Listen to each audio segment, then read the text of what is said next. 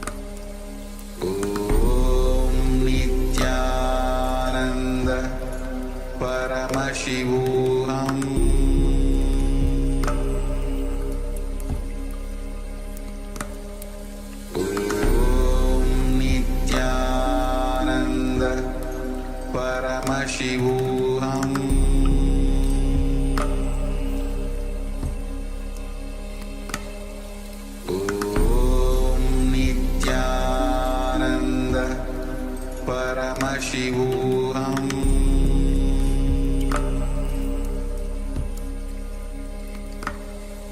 Om Nithyananda Paramashivoham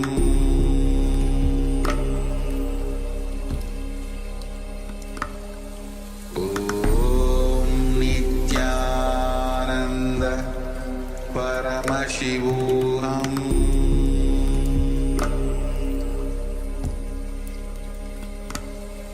Om Nithyananda Paramashivoham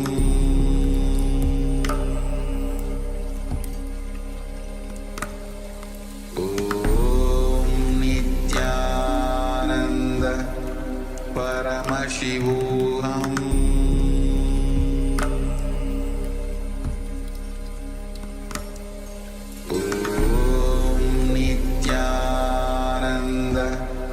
Paramashivoham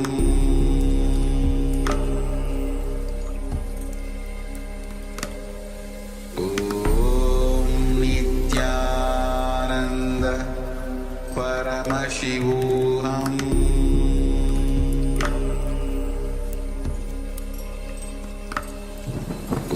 Om Nithyananda Paramashivoham Paramashivoham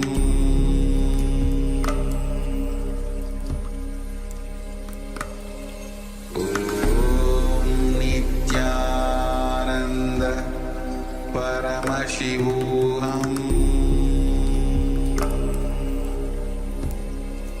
Paramashivoham Om Nithyananda Paramashivoham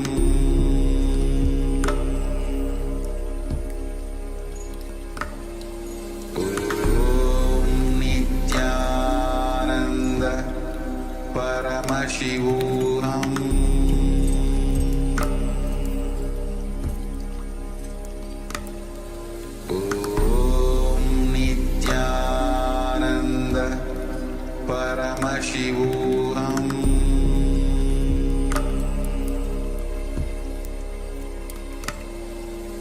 Om Nithyananda Paramashivoham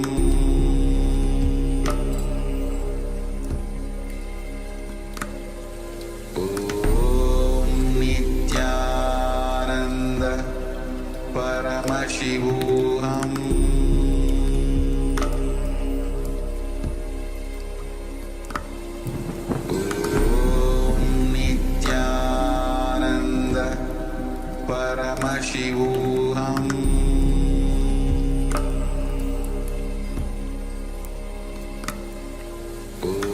Om Nithyananda Paramashivoham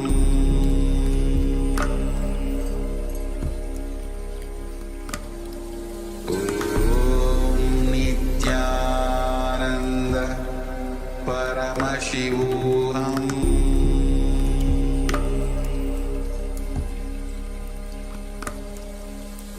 Om Nithyananda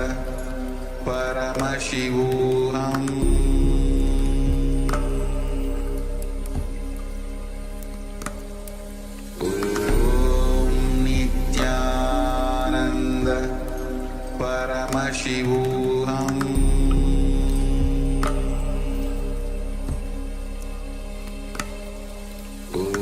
Om Nithyananda Paramashivoham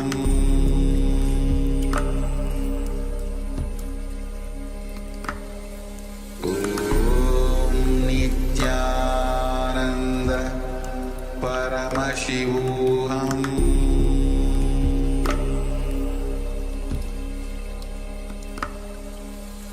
Om Nithyananda Paramashivoham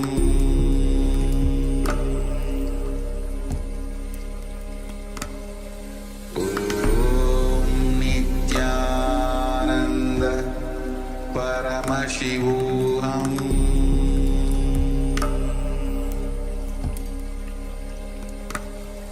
Om Nithyananda Paramashivoham.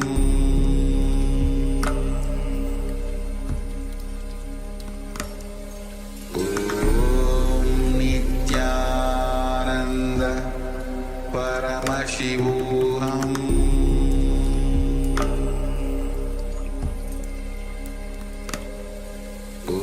Om Nithyananda Paramashivoham.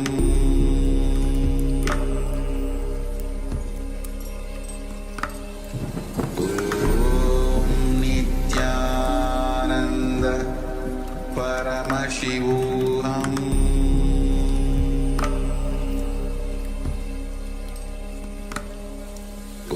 Om Nithyananda Paramashivoham.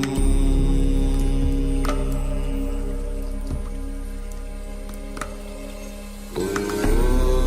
Nithyananda Paramashivoham.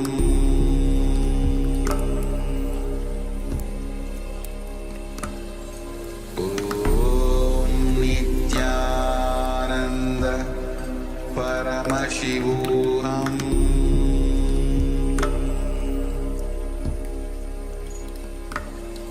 Om Nithyananda Paramashivoham.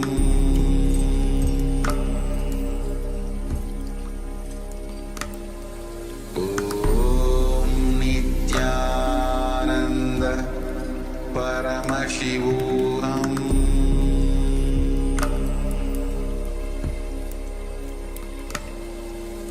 Om Nithyananda Paramashivoham.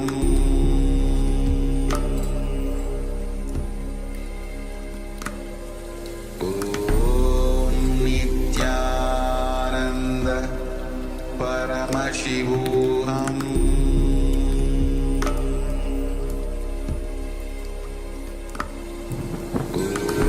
Om Nithyananda Paramashivoham.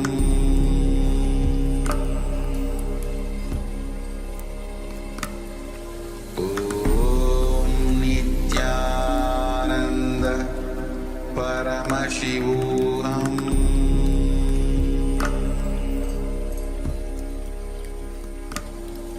Om Nithyananda Paramashivoham.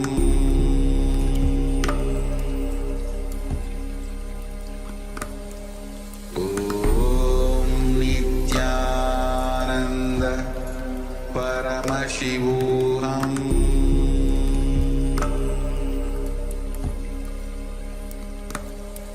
Om Nithyananda Paramashivoham.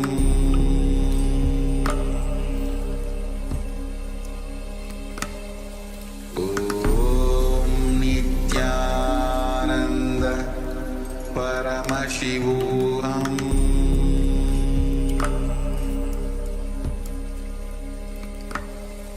Om Nithyananda.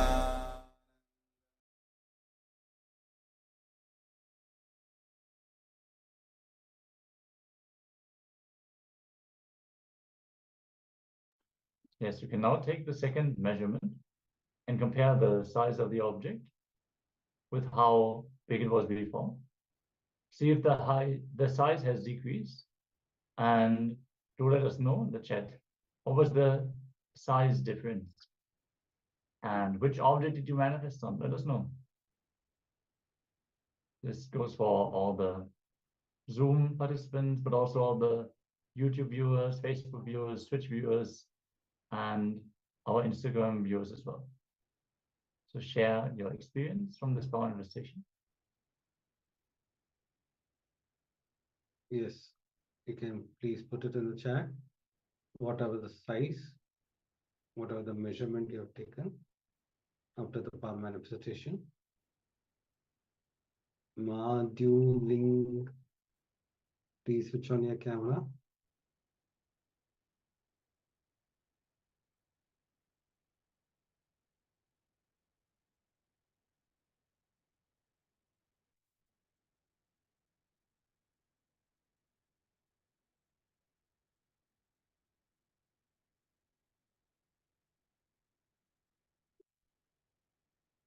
I request all the participants to switch on the camera.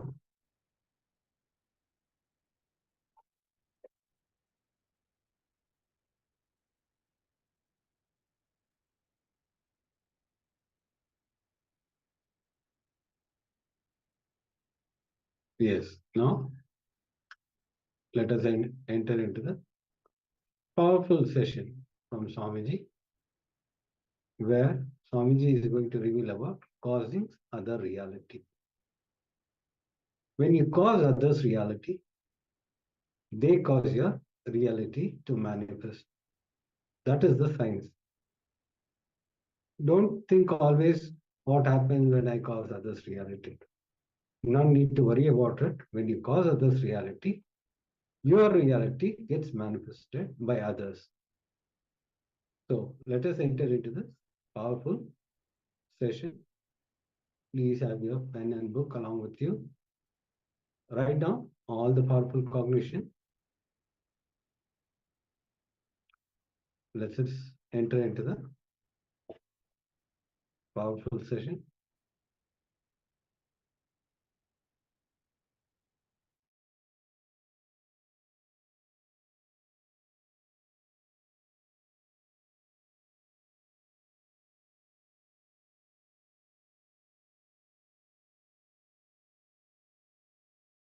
Please listen. Being a catalyst for everyone to realize their reality, ultimately grow and realize their ultimate reality. Listen. Even with enriching enlightenment, maybe slowly you may develop an attitude, you are holier, you are higher than the receiver. Now, not even that attitude. Be a catalyst, sincerely be a cause for everyone to realize their reality. I tell you, when you decide authentically, sincerely to be a cause for others to realize their reality, all of them become catalyst for you to cause your reality. Dharmo rakshati rakshitaha. When you protect dharma, dharma protects you. When you are sincerely, please understand, the moment you start trying to be a catalyst for others to realize their reality, first thing will come up is your insecurities. Complete with it. You don't need to carry so much of self-doubt, self-denial, self-hatred patterns. Every doubt is established on the self-denial, self-hatred and self-doubt. First doubt, if I am causing his reality, what will happen to my reality? Who will cause it? Understand, when you decide to cause, all of them will simply become cause for your reality.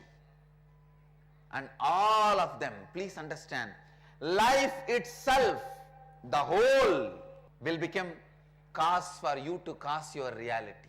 Listen, I tell you, all the good things happened in my life. I am giving you the experiential expression from my very experience. With integrity and authenticity, I am talking to you, keeping Kala Bhairava as the witness. All the good things happened in my life. All the best things happened in my life. Happened only when I have lived sincerely, being a cause for causing others' reality. When I sincerely be a catalyst for others to cause their reality. Always, not only others' reality was caused, I was also showered by the divine grace. Because being a cause is your because. Listen, this realization is what I call applied science of living enlightenment. Jivan Mukta Vijnana. Continuously, sincerely be a cause for others to realize their cause, and whatever comes up in between, your insecurity, the other person may not be in tune with your cause, or your insecurity, what will happen to your cause, or your insecurity, others may try to cause harm to you. Complete with all this is not part of you.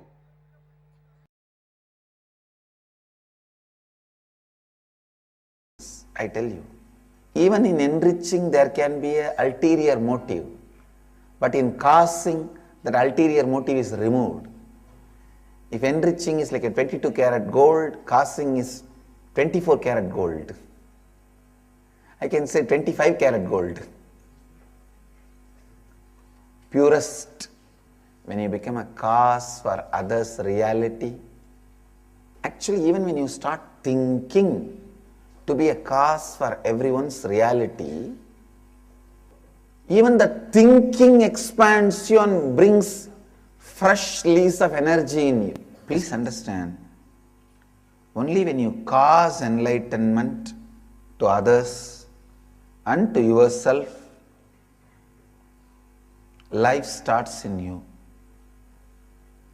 Beginning of the life starts in you only when you cause enlightenment to yourself and to others. This Nitya Kalpatar Darshan is my effort to cause enlightenment in all of you.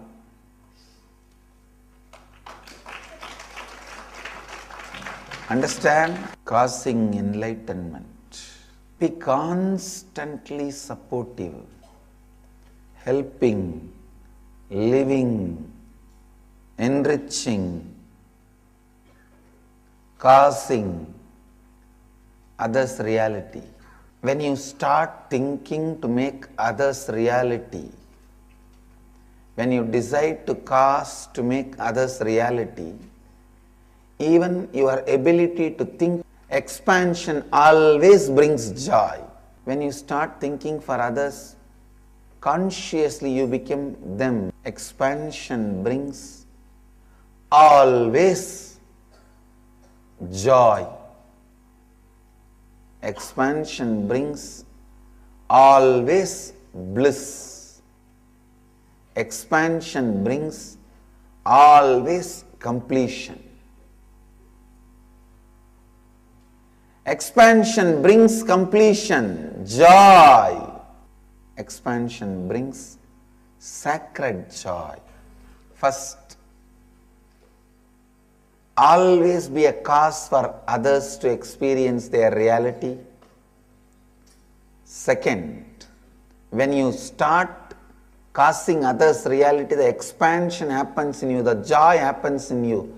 It's a sacred joy which strengthens you and makes even your own reality more powerfully. Third, Ashtama Siddhis are simply available to you when you cause others' reality. Fourth, carry this space of possibility in you. Go on causing it for others.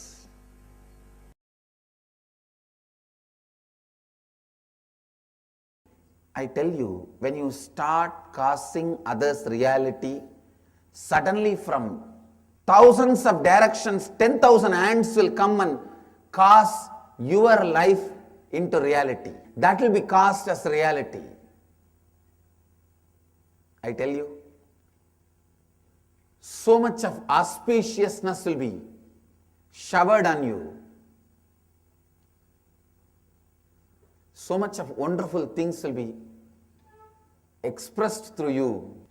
Be a cause for others' reality, because being a cause for others' reality is your being the cause for your being. When you are authentically, sincerely cause others' reality, suddenly you will realize that is your cause. Incompletions your mind brings out. No. If I start causing others' reality, they will exploit me, my time will be wasted, and maybe they will try to cause harm to me. Whatever incompletion comes up, understand as early as possible those incompletions is not going to bring any fulfillment to your life, and complete with them. They will only be distracting and destroying you. The earlier you understand, better for you. Those incompletions which does not allow sincerity into the context of your existence is self-denial.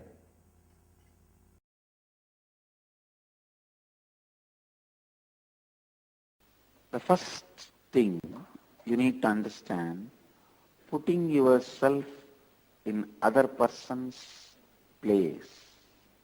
Especially when you start thinking through for the other person, to cause other person's reality, to make other person's reality express, to make other person's reality into reality.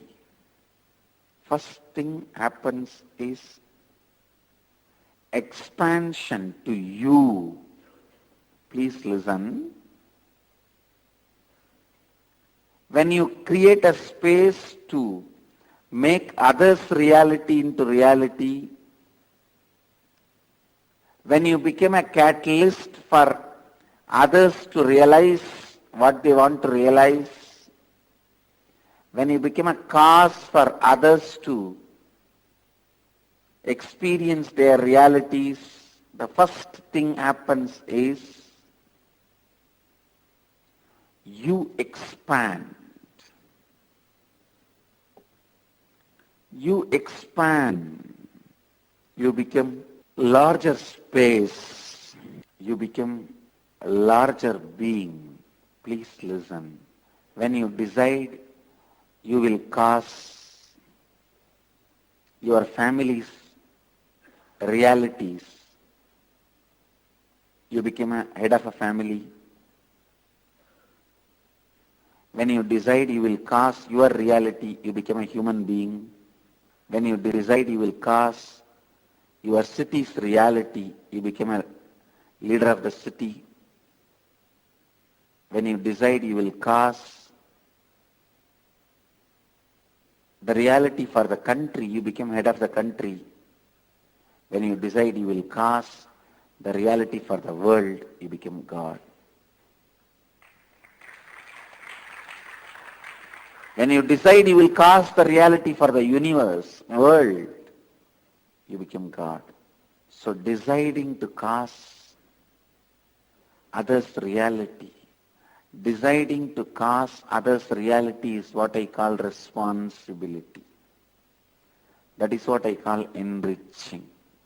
You putting yourself in others' place and thinking through and deciding, I'll cause it. Being a cause for everyone's reality. I tell you, when you decide I'll be a cause for everyone to experience their reality, suddenly you see so many people cause what you want as reality. Somebody asked me a question. What if others want to cause in their life is going to harm them or hurt them? Then if I cause that in their life, am I not harming them? How can that be enriching? Or am I missing something? Did Swamiji mean that we need to listen to what they say they want to cause, or what their being really wants? Please listen. Be very clear. Whether you support or not, they are going to cause what they want to cause in their life. Is it? When you don't want to cause, you create this judgment, justification. No, it is harming them. Who are you to justify?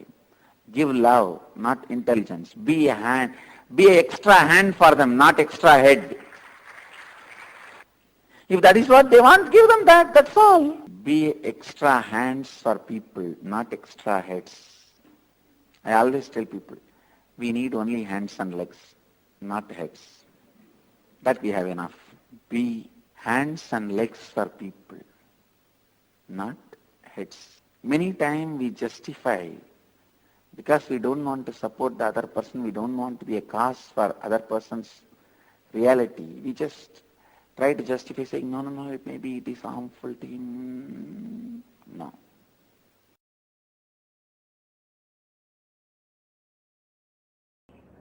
Becoming a cause to make others reality. That is where the whole turn takes place, where you become a leader. Please understand. Leader is a person who goes on thinking about others, for others. You can't run life hypocritically for a long time. Don't think, no, I will act as if I think for others, but not. No! You can't act for quite a long time. You can't live by acting. Understand? Sincerely being a cause for others' reality.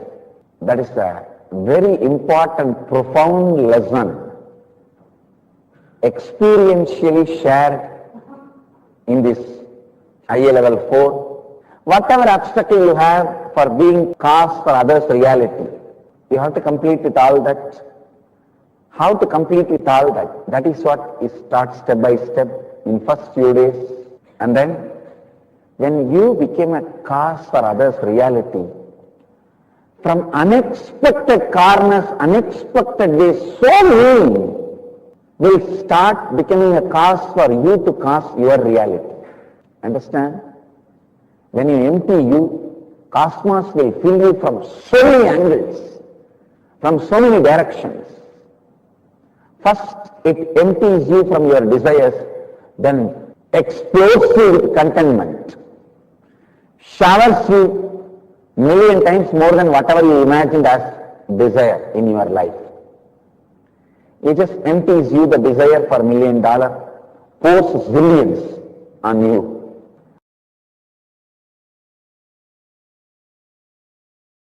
Let's complete with all the past incompletions. It is time we rededicate ourselves to integrity, authenticity, responsibility and enriching and causing enlightenment to ourselves and others. And we reinvent ourselves, rediscover ourselves, recreate ourselves to live the great science of causing enlightenment, the great truth of causing enlightenment. Be very clear. You and others are not two different things. Others are extension of you. You are extension of others. The extension of others in you is you. The extension of you in outside is others. So, when you cause enlightenment to others, you cause enlightenment to you. When you cause enlightenment to you authentically, you will cause enlightenment to others. They too are not two separate things. They are not two different things. Let us take up the responsibility of causing enlightenment to us and others today.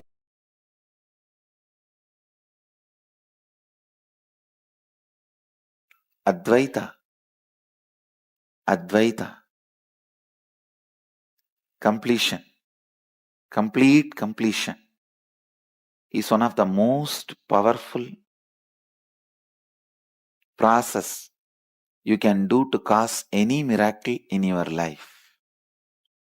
Thieves may survive but cannot thrive. They may survive but cannot thrive. Only people who contribute to others can thrive. Only when you cause others reality, you can thrive. Any action you do out of completion, you will go on be causing others reality. You will go on be causing others reality. You will go on be causing others reality. So do not feel shy, do not delay, do not postpone, do not wait to soak yourself into the space of completion.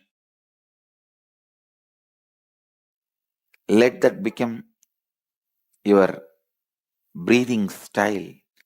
Advaita become your breathing style, thinking style, and lifestyle. Let Advaita become your breathing style, thinking style, lifestyle. Breathing style, thinking style, lifestyle.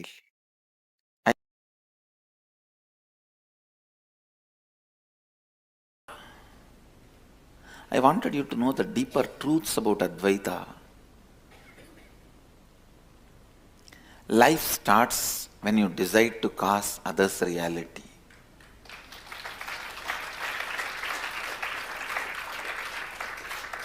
Because the real you, please listen, the real you is everyone around you included. But what you cognize as you is your deep-rooted pain patterns and incompletions. Please understand, how much ever you constantly try to decorate perfume, scent, garland, you are trying to do all this to the pain you of you, incompletion you of you. But the more you are going to remember the incompletion you of you and identify you as the incompletion you of you and identify you as the incompletion you of you and cognize the incompletion you of you, what are you doing? You are trying to perfume the drainage.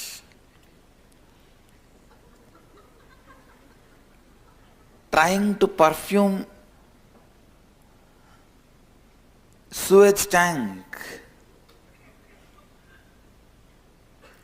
So the first shift is required, first action is required, not in your doing, but in your cognition. See, that is why I tell you very important truth. Please understand these few important truths, catch it, so that I will bring you to the conclusion. First truth, what you remember as you is pain part of you, only you remember as you. You cognize yourself only your incompletions as you. But the actual you is all the people around you put together.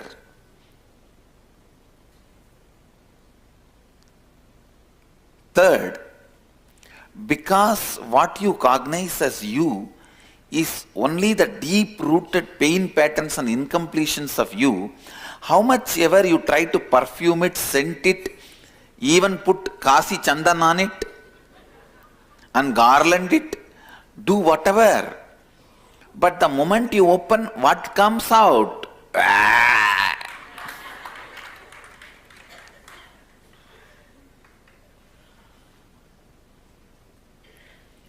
You put a silk cloth, what you perceive as you, you go on trying to do makeup to that. That will never bring completion and powerfulness with you. Shift your energy to what is you. Shift your energy to what is you. Listen. The real you is all the people with whom your life is involved, all the lives who are involved with you. All this put together is you. When you shift, when the cognitive shift happens, all of them are you, you are them. Suddenly your joy, your pain, your life, your goal, your purpose, your right, your wrong, your dharma, your adharma, everything gets rewritten. That rewriting is what I call rewriting your future.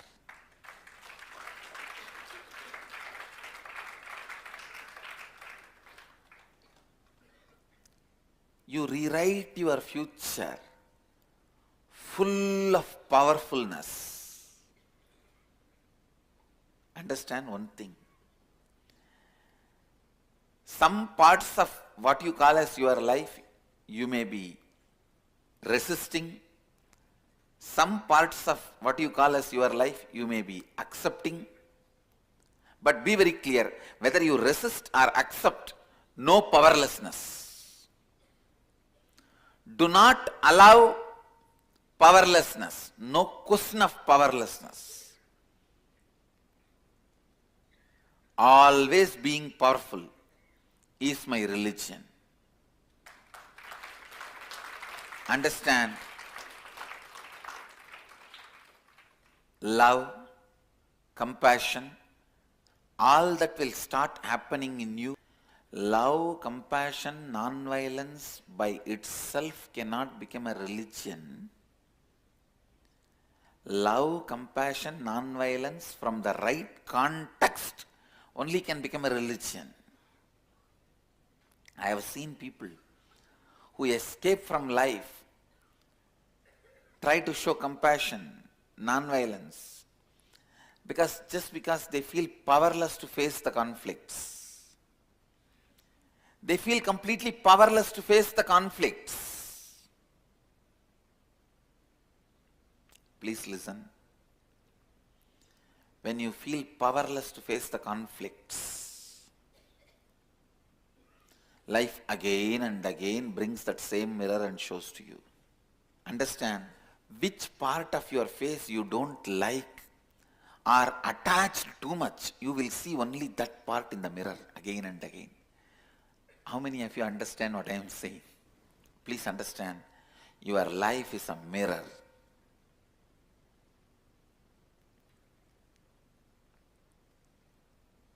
If you allow anything to make you powerless,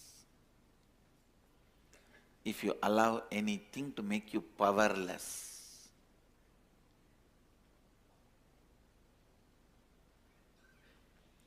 that will be constantly shown to you as the mirror.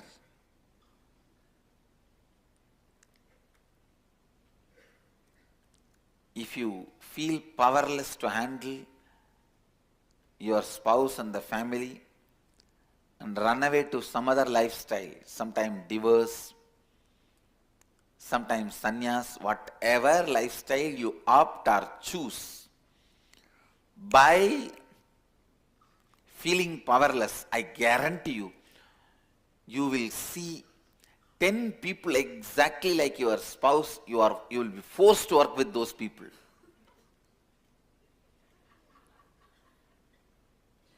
You will see, if you run away from an employer, from a boss, 25 bosses exactly like them. You will be forced to work under them and report to all of them. See, you build a logic which makes you believe your powerlessness is inevitable. That is where the crime starts. Understand?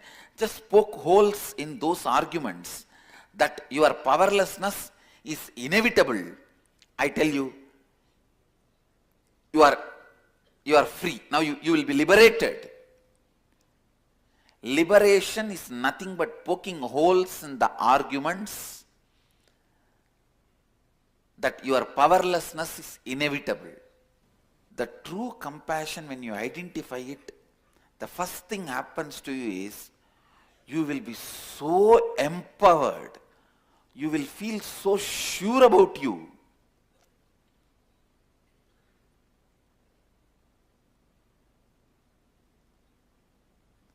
When you decide to cause others reality, only then you will understand what you are. Till then, what you think as you is only the deep pain patterns and incompletions of you. It may look very paradoxical. Life is as it is. Just because your ignorant logic cannot capture it.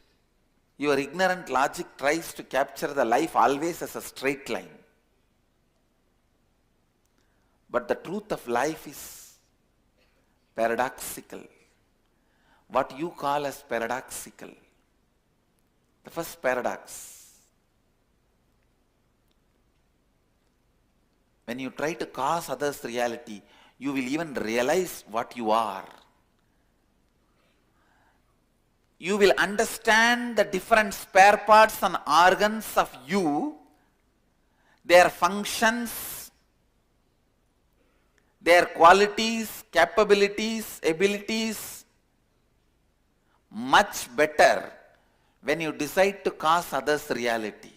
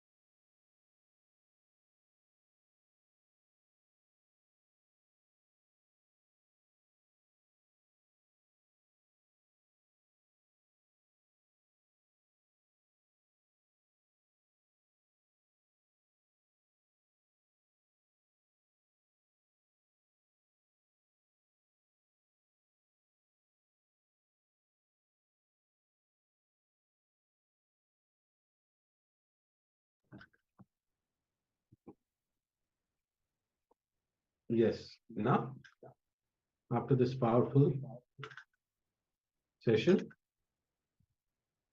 we will enter into the celebration of Kumbh Mela happening. So around the world are gathering for this grand celebration of Kumbh Mela. So join us in this Kumbh Mela celebration.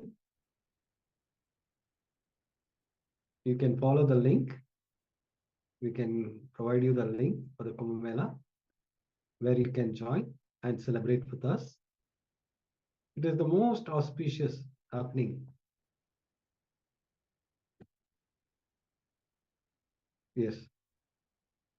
I request all the participants to switch on the camera as we enter into this Kumbh Mela celebration. After this, we'll be having a darshan.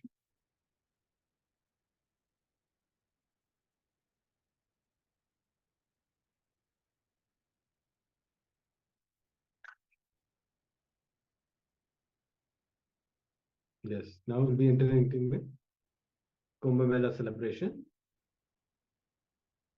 followed by Swamiji's darshan. Then would you like to go ahead and introduce yourself, Ma? Sure. Nithyananda, everyone. I'm Ma Prasanna. I live in Menlo Park, California. I am a volunteer at the Nithyananda Vedic Temple in San Jose. Can I say something about how I got introduced to Swamiji? Like a brief. Sure. I would love to hear from you on that. So I was working in Seattle in 2009, and Swamiji was conducting a Kalpataru meditation. And even before we met Swamiji, we were frequent visitors at the Swamiji's temple in Seattle. And my kids were 1 and 3 at that time, and it was pretty overwhelming for us to handle 2 kids who were running around all the time. But whenever we went to the temple in Seattle, the kids would calm down and everyone would come back happy. So we would go there every other day, and they told us that Swamiji is coming in. I think it was November that Swamiji was coming. So we immediately signed up for attending the Kalpataru program, and the kids were very small, so we left the kids with a nanny and we went and attended the program. It was a 1-day program. By the end of it, I was telling my husband that I want to go for the next Inner Awakening program. I don't know how, but I want to go. Somehow, I was able to convince my in-laws, and I took both the kids, my in-laws, everybody, all of us went for the Inner Awakening program in December of 2009. And that was like a life-changing experience, not just for me, for the kids, for all of us in our family. And I came back feeling completely a transformed person. I was hooked to Swamiji's videos. I would watch it all the time. And then I started volunteering in the Seattle temple. And I feel like volunteering in the temple made a huge difference, because I felt like there was a constant connection with the deities and with Swamiji by going there, and the Sangha, which was there to support us through thick and thin. So that was a huge turning point in our lives. And soon after that, we moved to the Bay Area. My husband got a job here, and so all of us moved to the Bay Area. And as luck would have it, there was a Nithyananda Vedic temple in San Jose as well. So I just continued volunteering in the temple, and I'm still volunteering there. And I've done several Inner Awakening programs with Swamiji. I've been to Varanasi, I've been to Haridwar, I've been to like so many of his Inner Awakening programs. And each program, Swamiji would give us some glimpses of Kumbh Mela. And many a times he's mentioned that you have not experienced Hinduism completely until you've been to at least one Kumbh Mela. And he would tell us about these, many things that happened during Kumbh Mela, and I would be just listening to him. But like one thing that stuck in my head whenever he would tell us about Kumbh Mela is that I have not experienced Hinduism unless I've seen Kumbh Mela at least once. So in 2015, there was a Kumbh Mela in Nasik, and that happened to be in September, I think. And by then, the kids' school was in session. So I'm thinking in my mind, I want to go for Kumbh Mela, but my kids need me because the schools are in session. Should I go? Should I not go? But my husband, he has always been very supportive of my spiritual journey, and he said, if you feel like going, you just go. I will somehow take care of the kids. You don't worry about that. So I just took the next flight, and I just last minute I just booked a flight and I came to Kumbh Mela. and the arrangements were just beautiful in Nasik. And if you know how Nasik is, there was a lot of rain at that time during the Nasik Kumbh Mela. It was raining very heavily. But the arrangements were just impeccable. There was a dormitory for everyone to stay. There was a full kitchen that was operational, I think, day in and day out. Beautifully arranged. Whether it was raining, whether it was hot, whether it was dry, no matter what happened, I noticed that the volunteers in the kitchen were always working, and very dedicated volunteers who were always there to help whoever was attending the program, and also to serve people who were just coming to meet Swamiji. So at that time, I was lucky enough to take one Shahi Snan along with Swamiji. With all of us went with Swamiji. We took one Shahi Snan. That was beautiful.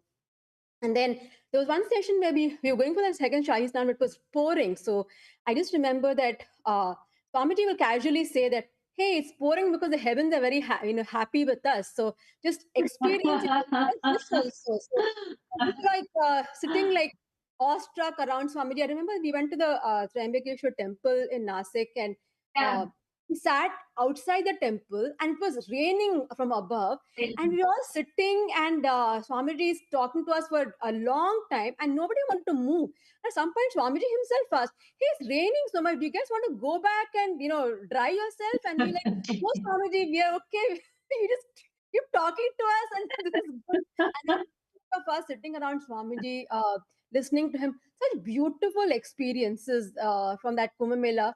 Like, and then sometimes we'll be sitting in the meditation hall and Swamiji will be conducting a meditation program, and then some people will be coughing because it was raining and people were getting a little sick, and then Swamiji will say, Paripurna, they're all coughing, can you arrange for tea for everyone, coffee for everyone?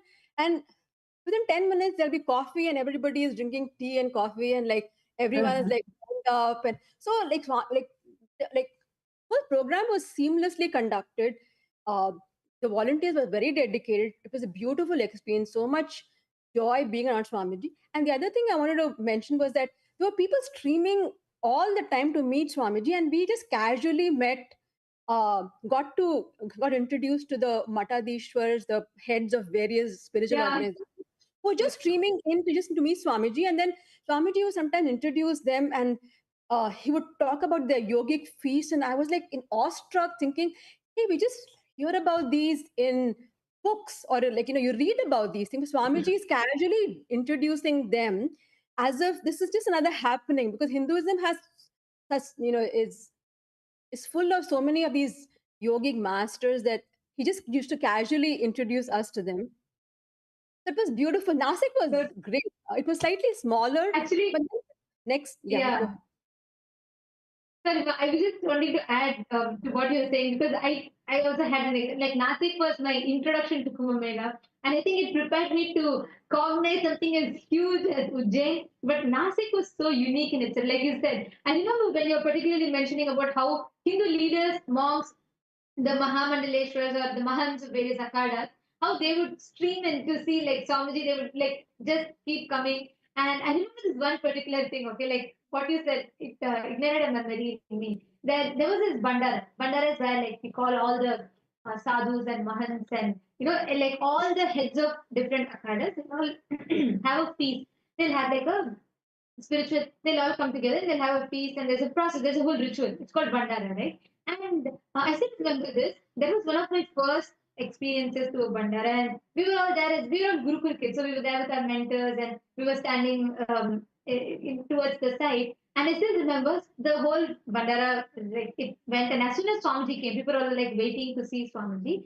And the moment they heard that Swamiji is here, and the moment that like immediately it spread like wildfire. And the room, which was like just it was a small hall and it was a huge building. We actually had it in one of the Akhada buildings.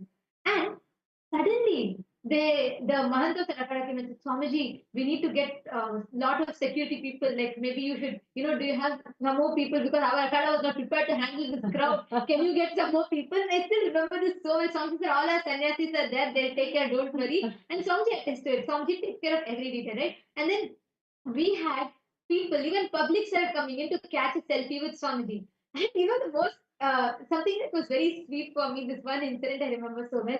And I was lost in the crowd because we were all like kids and we were all always with our mentors, not with Swamiji. And Swamiji, like, there was a huge crowd around Swamiji and people had come. And I still remember this.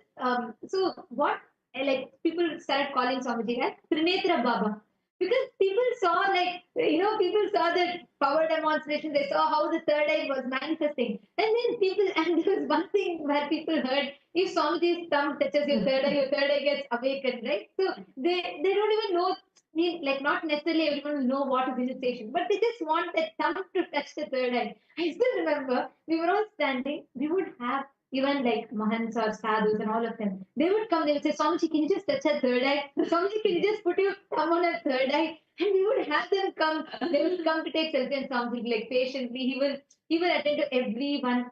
we'll have these are like leaders and like the pontiffs of different academics, and they would come and they would say, Swamiji, like what you have done is amazing. And they say, can you awaken our third eye? We too want to experience it. And the crowd, right? Like we'll have the people standing like holding each other's hand like a human chain just to protect, right? They'll come in between. Someone will just take Swamiji's hand, put on this third eye, and they say, now my third eye is awakened. I have my third eye awakened. And you know that is like an unforgettable experience for me. It was like, I mean, like this is just so sweet. When I heard from so many people who went to this Nasti Kumbh Mela, everyone sharing this.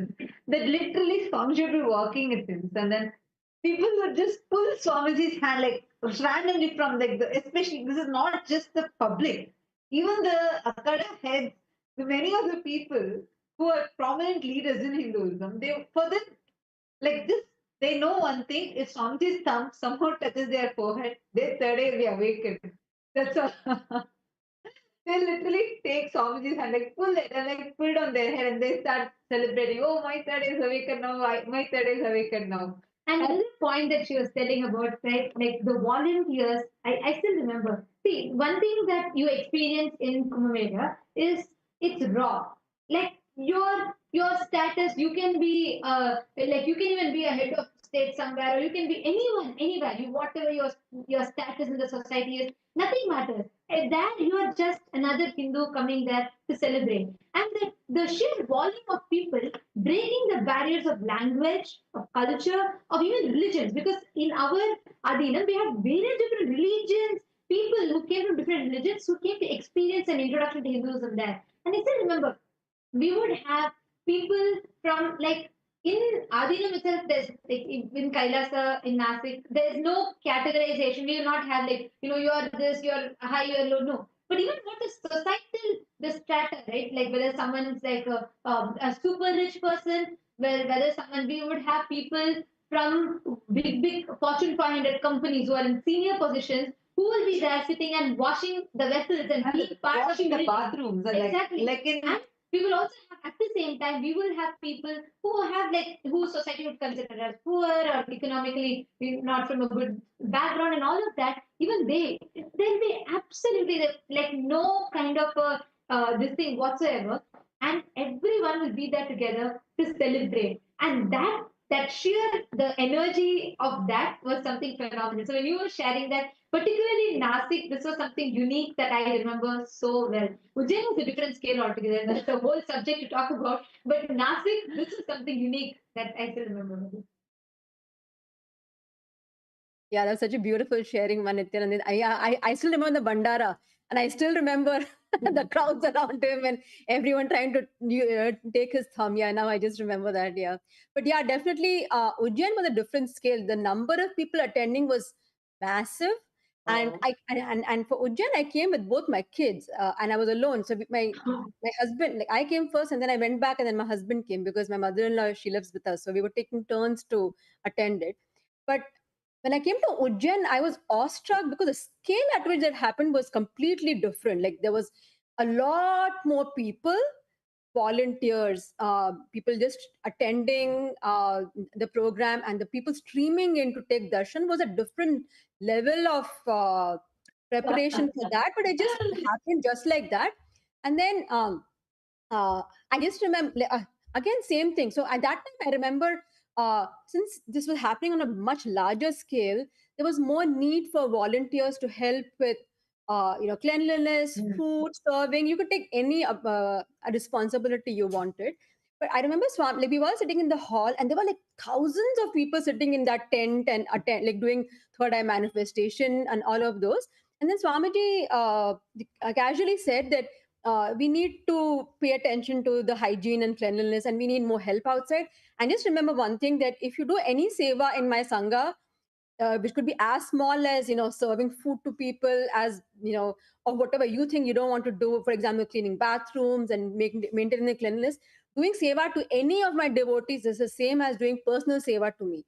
So at that time, many people said, okay, we're going to go outside this hall and not and take care of other duties. So there were many people who actually started taking care of the infrastructure that was built, which included the the porta potties and like the bathrooms, and then there was an entire kitchen that was set up, and this was on a regular ground. It wasn't like a pakka land or something. It was just on a ground. There were pebbles everywhere, and then everybody was walking barefoot. And I saw some of the kitchen volunteers were carrying big, vessels, and just walking through the stones. And I'm sure it hurt, but it didn't bother them because they knew that it was something that was special that was happening, and they were there to contribute towards that. So I thought that there I saw that no matter who you are from any strata of society, everybody got together and they were there for one purpose, was to attend Kumbh Mela, benefit from it, also support Swamiji in what he was trying to achieve. And I must mention the evenings were just spectacular. Wow. Maybe 5 or 6 o'clock, people would start coming for darshan, and they would just keep coming. And Swamiji will sit for hours and give them darshan, everybody individually. And then he would tell them, if anybody who comes here has to eat and go. So they would come, and then they would go and eat food, and then they would leave. And I would just... Around 5,000 years ago, at the end of Mahabharat War, the ancient enlightened Hindu civilization consisted of 10,000 Hindu traditions, or sampradayas, that existed in 56 Hindu nations, 200 Hindu kingdoms, 1,700 Hindu provinces that covered more than 6 million kilometers square of Asia. The Supreme Pontiff of Hinduism, SPH, Bhagavan Sri Nithyananda Paramashivoham, is the reviver of KAILASA, this ancient enlightened Hindu civilizational nation. KAILASA is an unbroken cultural, religious, historical, civilizational, and sovereign continuation and revival of multiple of these historical Hindu sovereign states and Hindu ecclesiastical entities. The unbroken continuity of these ancient Hindu nations through KAILASA results in the legal recognition of KAILASA as per the international customary law, particularly the doctrine of continuity. The international law, the doctrine of continuity, implies that upheavals and revolutions within a country, changes in government, territorial adjustments, measures taken during military occupation, or other internal transformations do not negate the existence of the country, do not affect the legal personality and international obligations of the country or state. The Vienna Convention on Succession of States in respect of treaties, 1978, addresses these principles of the doctrine of continuity as it outlines international law during situation of state succession or continuation. International law recognizes a state's legal personality by recognizing its identity. This perspective extends even during the period when the given state or country is annexed or occupied by a foreign power. Even in such cases, the legal personality of the state is considered to persist, enabling its subsequent re-establishment. Historical examples dating back to the 18th century include cases like Portugal and Genoa that were re-established after the Vienna Congress of 1815. More recent examples include countries such as Poland, Ethiopia, Czechoslovakia, Albania, and Austria that were re-established after World War II. Even when a nation is deprived of its territory, the nation continues to exist. Its sovereignty and international legal personality continues to persist. The Dalai Lama, as the spiritual and temporal leader of Tibet, exemplifies this principle. In 1959, the Dalai Lama was exiled and forced to flee. Despite the challenges faced, the Dalai Lama continues to advocate for the preservation of Tibetan culture and garners worldwide support for Tibetan autonomy on the global stage. Similarly, from 1309 to 1376, the Pope of Catholicism had been in exile in Avignon. Despite this, he was recognized as the head of state as well as head of the church and given full privileges of the position after their return to Rome.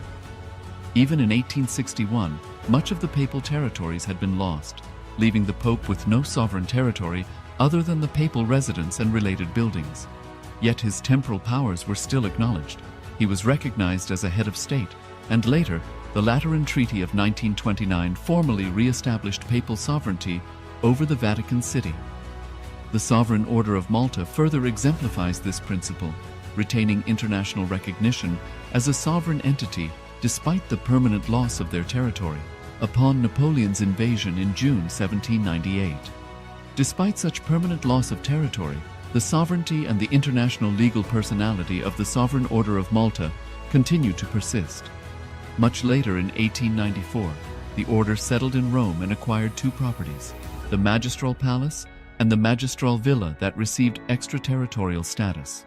Today, the order maintains diplomatic relations with 112 countries, issues its own diplomatic passports, currency stamps, and vehicle registration plates, and has been granted observer status in the United Nations. All these examples of state re-establishment illustrate the principle of continuity of states, as per international law, that a state's legal personality persists over time. A nation continues to exist even after a complete loss of territory.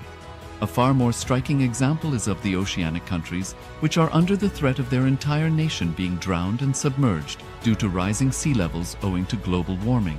In response to such existential threat of climate change, Pacific Island nations, including Tuvalu, have enacted constitutional amendments and made international declarations affirming that their nation and their sovereign rights will continue to persist, despite their entire territory being lost to the sea.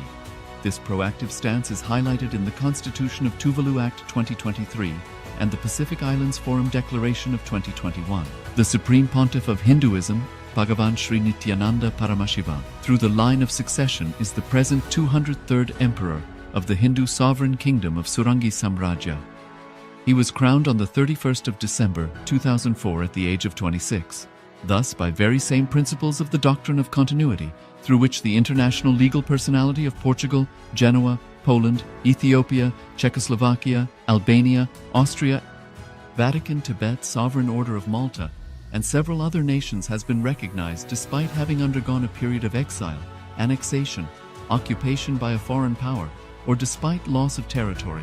The SPH Nithyananda Paramashivoham, through well-established legal and historical facts about the Hindu sovereign state of the Surangi Samrajyam, derives all sovereign rights and powers of the royal lineage of the Surangi Samrajyam as its 203rd sovereign emperor, from his inheritance and continuation of the unbroken succession of the kingdom of Surya Vamsa Surangi Samrajyam Sarvanapitha. Surya Vamsa Surangi Samrajyam, through unification with 20 other sovereign Hindu states and sovereign ecclesiastical, historical entities, became part of the United States of KAILASA, which thus became a sovereign, independent juridical state, with the SPH Nithyananda Paramashivoham as the sovereign.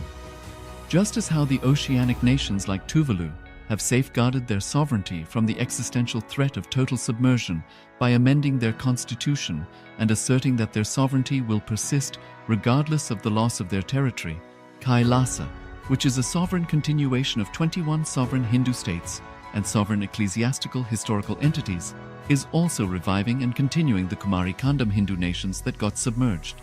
As per the doctrine of continuity, these facts imply that the KAILASA's statehood is recognized by international law and manifests as a natural outcome of well-established historical legal facts. Share your time, talent, and treasure. Become part of KAILASA. Sign up as an eCitizen https://kailasa.ecitizen.info.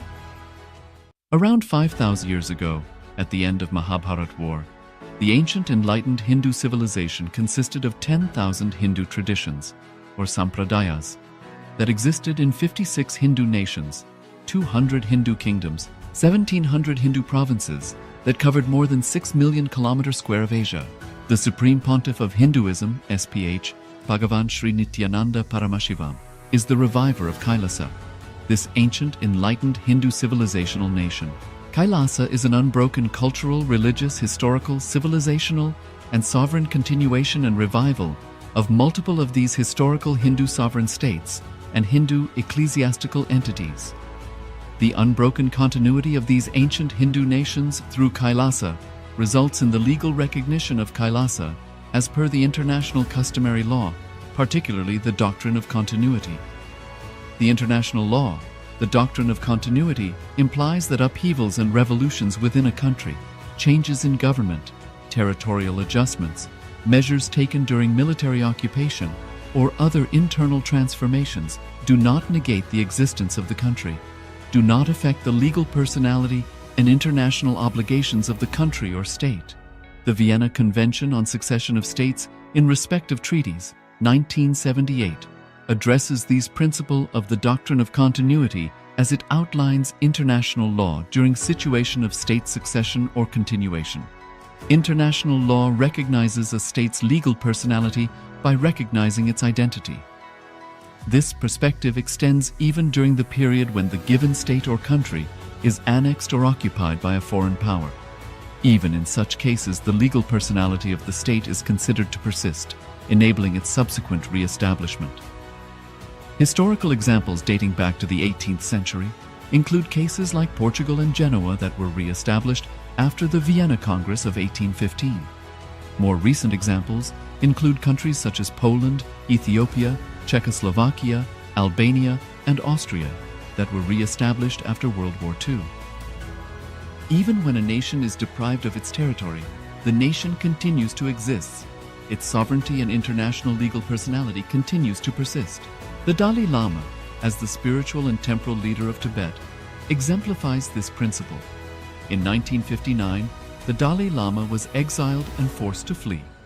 Despite the challenges faced, the Dalai Lama continues to advocate for the preservation of Tibetan culture and garners worldwide support for Tibetan autonomy on the global stage. Similarly, from 1309 to 1376, the Pope of Catholicism had been in exile in Avignon. Despite this, he was recognized as the head of state as well as head of the church and given full privileges of the position after their return to Rome. Even in 1861, much of the papal territories had been lost, leaving the Pope with no sovereign territory other than the papal residence and related buildings. Yet his temporal powers were still acknowledged. He was recognized as a head of state, and later, the Lateran Treaty of 1929 formally re-established papal sovereignty over the Vatican City. The Sovereign Order of Malta further exemplifies this principle, retaining international recognition as a sovereign entity despite the permanent loss of their territory upon Napoleon's invasion in June 1798. Despite such permanent loss of territory, the sovereignty and the international legal personality of the Sovereign Order of Malta continue to persist. Much later in 1894, the order settled in Rome and acquired two properties, the Magistral Palace and the Magistral Villa that received extraterritorial status. Today, the order maintains diplomatic relations with 112 countries, issues its own diplomatic passports, currency, stamps, and vehicle registration plates, and has been granted observer status in the United Nations. All these examples of state re-establishment illustrate the principle of continuity of states, as per international law, that a state's legal personality persists over time. A nation continues to exist even after a complete loss of territory. A far more striking example is of the oceanic countries, which are under the threat of their entire nation being drowned and submerged due to rising sea levels owing to global warming. In response to such existential threat of climate change, Pacific Island nations, including Tuvalu, have enacted constitutional amendments and made international declarations affirming that their nation and their sovereign rights will continue to persist, despite their entire territory being lost to the sea. This proactive stance is highlighted in the Constitution of Tuvalu Act 2023 and the Pacific Islands Forum Declaration of 2021. The Supreme Pontiff of Hinduism, Bhagavan Sri Nithyananda Paramashivoham, through the line of succession, is the present 203rd Emperor of the Hindu Sovereign Kingdom of Surangi Samrajya. He was crowned on the 31st of December 2004 at the age of 26. Thus, by very same principles of the doctrine of continuity, through which the international legal personality of Portugal, Genoa, Poland, Ethiopia, Czechoslovakia, Albania, Austria, Vatican, Tibet, Sovereign Order of Malta, and several other nations has been recognized despite having undergone a period of exile, annexation, occupation by a foreign power, or despite loss of territory. The SPH Nithyananda Paramashivoham, through well-established legal and historical facts about the Hindu sovereign state of the Surangi Samrajyam, derives all sovereign rights and powers of the royal lineage of the Surangi Samrajyam as its 203rd sovereign emperor, from his inheritance and continuation of the unbroken succession of the kingdom of Surya Vamsa Surangi Samrajyam Sarvanapitha. Surya Vamsa Surangi Samrajyam, through unification with 20 other sovereign Hindu states and sovereign ecclesiastical, historical entities, became part of the United States of KAILASA, which thus became a sovereign, independent juridical state, with the SPH Nithyananda Paramashivoham as the sovereign. Just as how the oceanic nations like Tuvalu have safeguarded their sovereignty from the existential threat of total submersion by amending their constitution and asserting that their sovereignty will persist regardless of the loss of their territory, KAILASA, which is a sovereign continuation of 21 sovereign Hindu states and sovereign ecclesiastical historical entities, is also reviving and continuing the Kumari Kandam Hindu nations that got submerged. As per the doctrine of continuity, these facts imply that the KAILASA's statehood is recognized by international law and manifests as a natural outcome of well-established historical legal facts. Share your time, talent, and treasure. Become part of KAILASA. Sign up as an eCitizen https://kailasa.ecitizen.info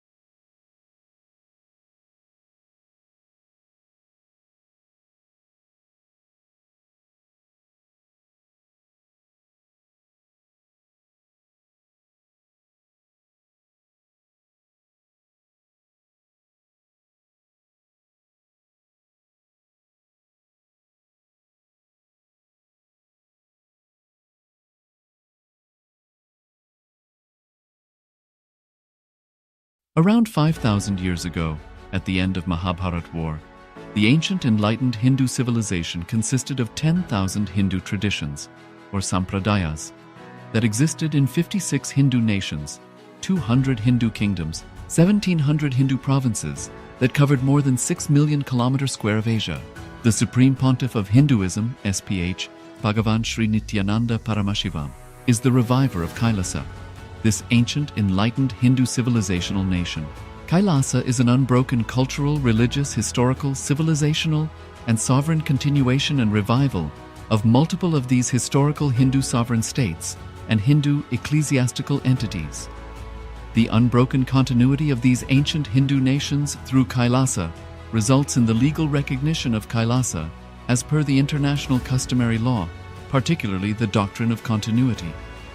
The international law, the doctrine of continuity, implies that upheavals and revolutions within a country, changes in government, territorial adjustments, measures taken during military occupation, or other internal transformations do not negate the existence of the country, do not affect the legal personality and international obligations of the country or state. The Vienna Convention on Succession of States in respect of treaties, 1978, addresses these principles of the doctrine of continuity as it outlines international law during situation of state succession or continuation. International law recognizes a state's legal personality by recognizing its identity. This perspective extends even during the period when the given state or country is annexed or occupied by a foreign power. Even in such cases, the legal personality of the state is considered to persist, enabling its subsequent re-establishment. Historical examples dating back to the 18th century include cases like Portugal and Genoa that were re-established after the Vienna Congress of 1815. More recent examples include countries such as Poland, Ethiopia, Czechoslovakia, Albania, and Austria that were re-established after World War II. Even when a nation is deprived of its territory, the nation continues to exist. Its sovereignty and international legal personality continues to persist. The Dalai Lama, as the spiritual and temporal leader of Tibet, exemplifies this principle. In 1959, the Dalai Lama was exiled and forced to flee. Despite the challenges faced, the Dalai Lama continues to advocate for the preservation of Tibetan culture and garners worldwide support for Tibetan autonomy on the global stage. Similarly, from 1309 to 1376, the Pope of Catholicism had been in exile in Avignon. Despite this, he was recognized as the head of state as well as head of the church and given full privileges of the position after their return to Rome. Even in 1861, much of the papal territories had been lost, leaving the Pope with no sovereign territory other than the papal residence and related buildings. Yet his temporal powers were still acknowledged. He was recognized as a head of state, and later, the Lateran Treaty of 1929 formally re-established papal sovereignty over the Vatican City. The Sovereign Order of Malta further exemplifies this principle, retaining international recognition as a sovereign entity despite the permanent loss of their territory upon Napoleon's invasion in June 1798. Despite such permanent loss of territory, the sovereignty and the international legal personality of the Sovereign Order of Malta continue to persist. Much later in 1894, the order settled in Rome and acquired two properties, the Magistral Palace and the Magistral Villa that received extraterritorial status. Today, the order maintains diplomatic relations with 112 countries, issues its own diplomatic passports, currency, stamps, and vehicle registration plates, and has been granted observer status in the United Nations. All these examples of state re-establishment illustrate the principle of continuity of states, as per international law, that a state's legal personality persists over time. A nation continues to exist even after a complete loss of territory. A far more striking example is of the oceanic countries, which are under the threat of their entire nation being drowned and submerged due to rising sea levels owing to global warming. In response to such existential threat of climate change, Pacific Island nations, including Tuvalu, have enacted constitutional amendments and made international declarations affirming that their nation and their sovereign rights will continue to persist, despite their entire territory being lost to the sea. This proactive stance is highlighted in the Constitution of Tuvalu Act 2023, and the Pacific Islands Forum Declaration of 2021. The Supreme Pontiff of Hinduism, Bhagavan Sri Nithyananda Paramashivoham, through the line of succession is the present 203rd Emperor of the Hindu sovereign kingdom of Surangi Samrajya. He was crowned on the 31st of December 2004 at the age of 26. Thus, by very same principles of the doctrine of continuity, through which the international legal personality of Portugal, Genoa, Poland, Ethiopia, Czechoslovakia, Albania, Austria, Vatican, Tibet, Sovereign Order of Malta, and several other nations has been recognized despite having undergone a period of exile, annexation, occupation by a foreign power, or despite loss of territory. The SPH Nithyananda Paramashivoham, through well-established legal and historical facts about the Hindu sovereign state of the Surangi Samrajyam, derives all sovereign rights and powers of the royal lineage of the Surangi Samrajyam as its 203rd sovereign emperor, from his inheritance and continuation of the unbroken succession of the kingdom of Surya Vamsa Surangi Samrajyam Sarvanapitha. Surya Vamsa Surangi Samrajyam, through unification with 20 other sovereign Hindu states and sovereign ecclesiastical, historical entities, became part of the United States of KAILASA, which thus became a sovereign, independent juridical state, with the SPH Nithyananda Paramashivoham as the sovereign. Just as how the oceanic nations like Tuvalu have safeguarded their sovereignty from the existential threat of total submersion by amending their constitution and asserting that their sovereignty will persist regardless of the loss of their territory, KAILASA, which is a sovereign continuation of 21 sovereign Hindu states and sovereign ecclesiastical historical entities, is also reviving and continuing the Kumari Kandam Hindu nations that got submerged. As per the doctrine of continuity, these facts imply that the KAILASA's statehood is recognized by international law and manifests as a natural outcome of well-established historical legal facts. Share your time, talent, and treasure. Become part of KAILASA. Sign up as an eCitizen https://kailasa.ecitizen.info. Around 5,000 years ago, at the end of Mahabharat War, the ancient enlightened Hindu civilization consisted of 10,000 Hindu traditions, or sampradayas, that existed in 56 Hindu nations, 200 Hindu kingdoms, 1,700 Hindu provinces that covered more than 6 million kilometers square of Asia. The Supreme Pontiff of Hinduism, SPH, Bhagavan Sri Nithyananda Paramashivoham, is the reviver of KAILASA, this ancient, enlightened Hindu civilizational nation. KAILASA is an unbroken cultural, religious, historical, civilizational, and sovereign continuation and revival of multiple of these historical Hindu sovereign states and Hindu ecclesiastical entities. The unbroken continuity of these ancient Hindu nations through KAILASA results in the legal recognition of KAILASA as per the international customary law, particularly the doctrine of continuity.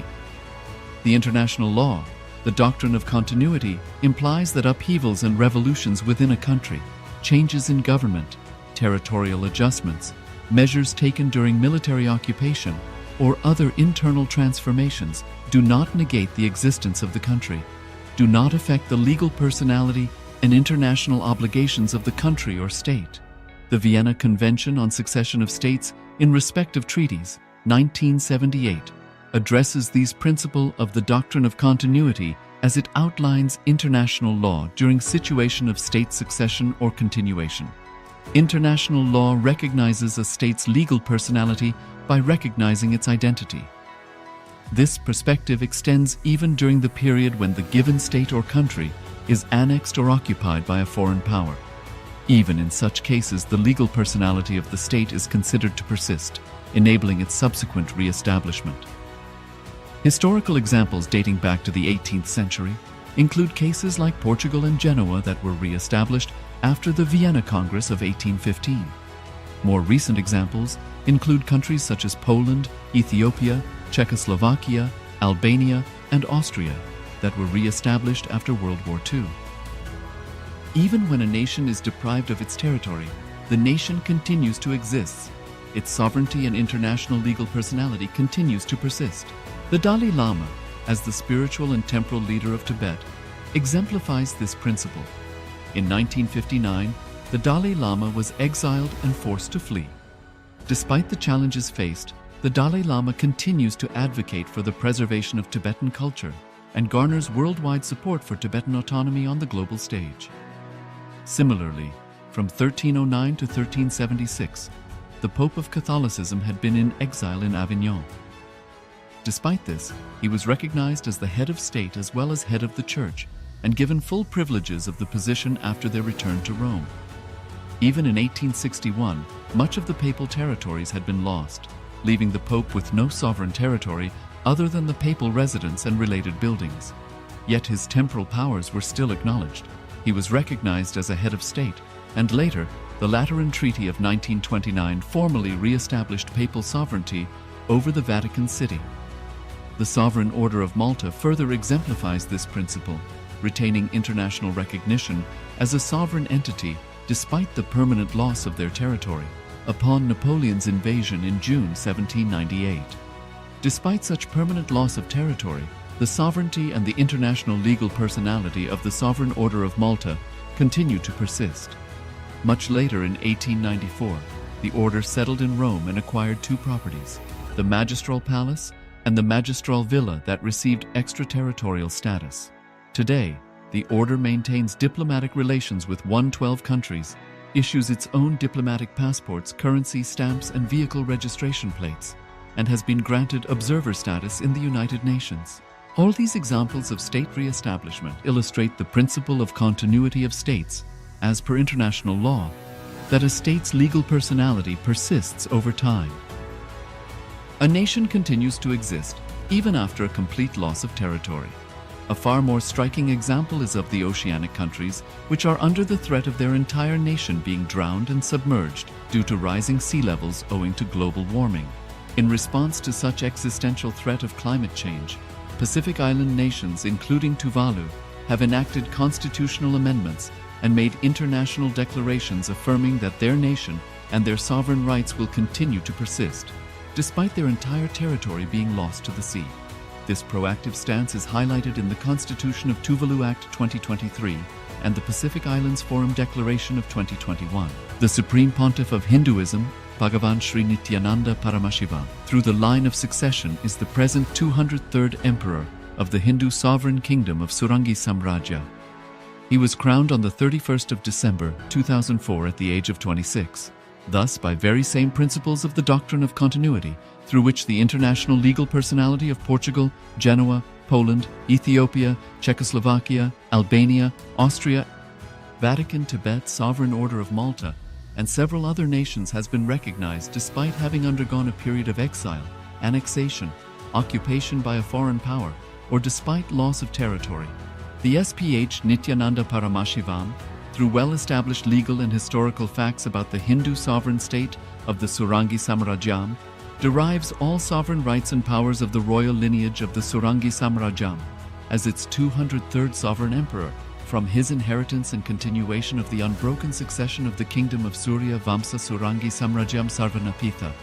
Surya Vamsa Surangi Samrajyam, through unification with 20 other sovereign Hindu states and sovereign ecclesiastical, historical entities, became part of the United States of KAILASA, which thus became a sovereign, independent juridical state, with the SPH Nithyananda Paramashivoham as the sovereign. Just as how the oceanic nations like Tuvalu have safeguarded their sovereignty from the existential threat of total submersion by amending their constitution and asserting that their sovereignty will persist regardless of the loss of their territory, KAILASA, which is a sovereign continuation of 21 sovereign Hindu states and sovereign ecclesiastical historical entities, is also reviving and continuing the Kumari Kandam Hindu nations that got submerged. As per the doctrine of continuity, these facts imply that the KAILASA's statehood is recognized by international law and manifests as a natural outcome of well-established historical legal facts. Share your time, talent, and treasure. Become part of KAILASA. Sign up as an eCitizen https://kailasa.ecitizen.info. Around 5,000 years ago, at the end of Mahabharat War, the ancient enlightened Hindu civilization consisted of 10,000 Hindu traditions, or sampradayas, that existed in 56 Hindu nations, 200 Hindu kingdoms, 1,700 Hindu provinces that covered more than 6 million kilometers square of Asia. The Supreme Pontiff of Hinduism, SPH, Bhagavan Sri Nithyananda Paramashivoham, is the reviver of KAILASA. this ancient, enlightened Hindu civilizational nation. KAILASA is an unbroken cultural, religious, historical, civilizational, and sovereign continuation and revival of multiple of these historical Hindu sovereign states and Hindu ecclesiastical entities. The unbroken continuity of these ancient Hindu nations through KAILASA results in the legal recognition of KAILASA as per the international customary law, particularly the doctrine of continuity. The international law, the doctrine of continuity, implies that upheavals and revolutions within a country, changes in government, territorial adjustments, measures taken during military occupation, or other internal transformations do not negate the existence of the country, do not affect the legal personality and international obligations of the country or state.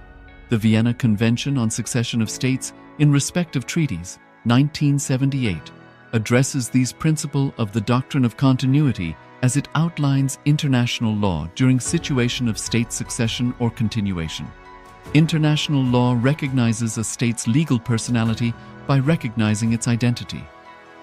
This perspective extends even during the period when the given state or country is annexed or occupied by a foreign power. Even in such cases, the legal personality of the state is considered to persist, enabling its subsequent re-establishment. Historical examples dating back to the 18th century include cases like Portugal and Genoa that were re-established after the Vienna Congress of 1815. More recent examples include countries such as Poland, Ethiopia, Czechoslovakia, Albania, and Austria that were re-established after World War II. Even when a nation is deprived of its territory, the nation continues to exist. Its sovereignty and international legal personality continues to persist. The Dalai Lama, as the spiritual and temporal leader of Tibet, exemplifies this principle. In 1959, the Dalai Lama was exiled and forced to flee. Despite the challenges faced, the Dalai Lama continues to advocate for the preservation of Tibetan culture and garners worldwide support for Tibetan autonomy on the global stage. Similarly, from 1309 to 1376, the Pope of Catholicism had been in exile in Avignon. Despite this, he was recognized as the head of state as well as head of the church and given full privileges of the position after their return to Rome. Even in 1861, much of the papal territories had been lost, leaving the Pope with no sovereign territory other than the papal residence and related buildings. Yet his temporal powers were still acknowledged. He was recognized as a head of state, and later, the Lateran Treaty of 1929 formally re-established papal sovereignty over the Vatican City. The Sovereign Order of Malta further exemplifies this principle, retaining international recognition as a sovereign entity despite the permanent loss of their territory upon Napoleon's invasion in June 1798. Despite such permanent loss of territory, the sovereignty and the international legal personality of the Sovereign Order of Malta continue to persist. Much later in 1894, the order settled in Rome and acquired two properties, the Magistral Palace and the Magistral Villa that received extraterritorial status. Today, the order maintains diplomatic relations with 112 countries, issues its own diplomatic passports, currency, stamps, and vehicle registration plates, and has been granted observer status in the United Nations. All these examples of state re-establishment illustrate the principle of continuity of states, as per international law, that a state's legal personality persists over time. A nation continues to exist even after a complete loss of territory. A far more striking example is of the oceanic countries, which are under the threat of their entire nation being drowned and submerged due to rising sea levels owing to global warming. In response to such existential threat of climate change, Pacific Island nations, including Tuvalu, have enacted constitutional amendments and made international declarations affirming that their nation and their sovereign rights will continue to persist, despite their entire territory being lost to the sea. This proactive stance is highlighted in the Constitution of Tuvalu Act 2023 and the Pacific Islands Forum Declaration of 2021. The Supreme Pontiff of Hinduism, Bhagavan Sri Nithyananda Paramashivoham, through the line of succession is the present 203rd Emperor of the Hindu Sovereign Kingdom of Surangi Samrajya. He was crowned on the 31st of December 2004 at the age of 26. Thus, by very same principles of the doctrine of continuity, through which the international legal personality of Portugal, Genoa, Poland, Ethiopia, Czechoslovakia, Albania, Austria, Vatican, Tibet, Sovereign Order of Malta, and several other nations has been recognized despite having undergone a period of exile, annexation, occupation by a foreign power, or despite loss of territory. The SPH Nithyananda Paramashivoham, through well-established legal and historical facts about the Hindu sovereign state of the Surangi Samrajyam, derives all sovereign rights and powers of the royal lineage of the Surangi Samrajyam as its 203rd sovereign emperor, from his inheritance and continuation of the unbroken succession of the kingdom of Surya Vamsa Surangi Samrajyam Sarvanapitha. Surya Vamsa Surangi Samrajyam, through unification with 20 other sovereign Hindu states and sovereign ecclesiastical, historical entities, became part of the United States of KAILASA, which thus became a sovereign, independent juridical state, with the SPH Nithyananda Paramashivoham as the sovereign.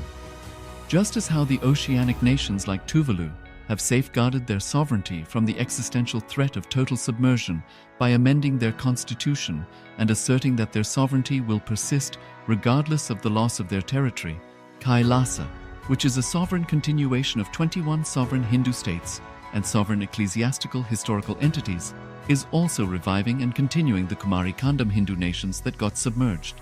As per the doctrine of continuity, these facts imply that the KAILASA's statehood is recognized by international law and manifests as a natural outcome of well-established historical legal facts. Share your time, talent, and treasure. Become part of KAILASA. Sign up as an eCitizen https://kailasa.ecitizen.info. Around 5,000 years ago, at the end of Mahabharat War, the ancient enlightened Hindu civilization consisted of 10,000 Hindu traditions, or sampradayas, that existed in 56 Hindu nations, 200 Hindu kingdoms, 1,700 Hindu provinces that covered more than 6 million kilometers square of Asia. The Supreme Pontiff of Hinduism, SPH, Bhagavan Sri Nithyananda Paramashivoham, is the reviver of KAILASA, this ancient enlightened Hindu civilizational nation. KAILASA is an unbroken cultural, religious, historical, civilizational, and sovereign continuation and revival of multiple of these historical Hindu sovereign states and Hindu ecclesiastical entities.